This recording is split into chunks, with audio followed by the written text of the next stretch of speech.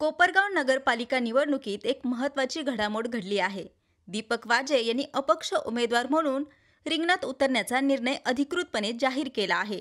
त्यांनी आज खास बोलवलेल्या पत्रकार परिषदेत ही माहिती दिली.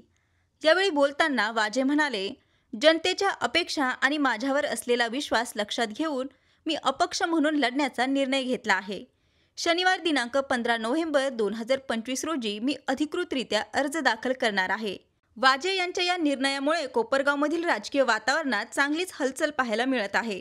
त्यांच्या स्वतंत्र लढतीमुळे अनेक प्रस्थापित समीकरणात बदल होण्याची शक्यता राजकीय वर्तुळात व्यक्त केली जात आहे. संवाद महाराष्ट्रासाठी रवी वाघडकर, कोपरगाव. आज इथं आम्ही सर्व पत्रकार मित्रांना बोलून उद्या मी अपक्ष उमेदवारीचा अर्ज भरतोय. उद्या दुपारून जाऊन आम्ही अपक्ष अर्ज भरणार आहे.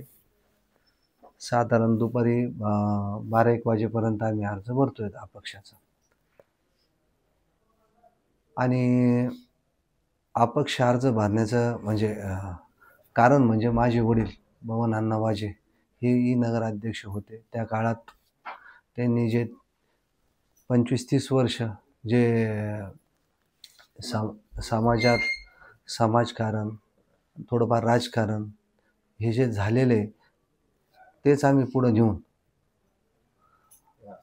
तो वारसा पुढे नेऊन आज आम्ही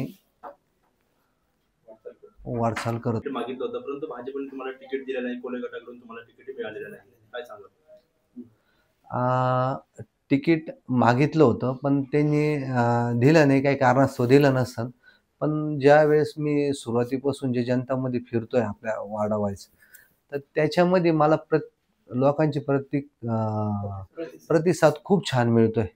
त्याच्यामुळे आता मला काय थांबूशी वाटत नाही, म्हणून मी उभं राहायचा निर्णय घेतलेला आहे. अशा तर पुष्कळ पक्षांच्या ऑफर आलत्या, पण मला अपेक्षा आमच्या पक्षाकडून होती. पण ते जर नाही म्हणले तर पण आता जनता मला काय थांबून देत नाही. त्याच्यामुळे मी अपक्ष उद्या उमेदवारी भरतोय.